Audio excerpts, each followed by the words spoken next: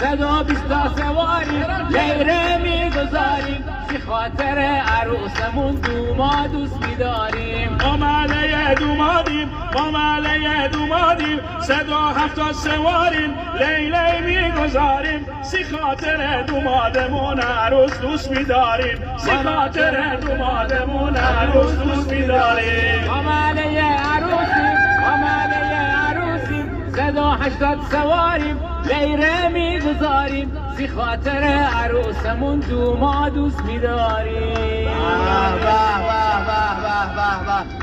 دقت کردی ما 10 تا بیشتر بودیم 10 تا سوار بیشتر بودیم 170 تا شما ما 180 تا ما با 180 رکورد مثلا 90 با 190 سواری خیلی عمالی خیلی عمالی من با آقای نوزری وقتی یه خوبی که دارم آقای نوزری خودش هم یه هم تمام ترانه‌ها رو ردای استاد یعنی اینن آره دیگه نگاه کن بعد شما میرین من میمونم با آقای نوزری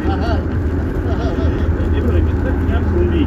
عروسی بوشهری‌ها رو خوندی و تنظیم کردی عروسی بوشهری هم خوندیم لنج عروس اونم قشنگه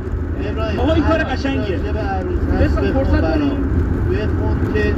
ما یه تیکشو. یک دقیقه دیگه فرصت داریم ببینم که چه میکنیم چون که الان توی محله قدیمی هستیم جناب خودم بچه شنبالی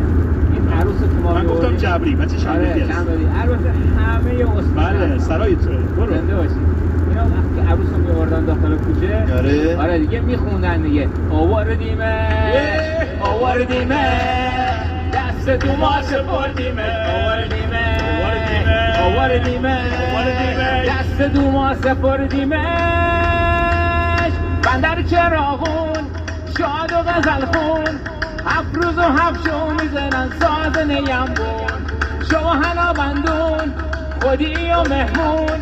میاریمش تو 4 محل خوشحال و خندون عروسی بوشهریا عروسی بوشهریا تماشا داره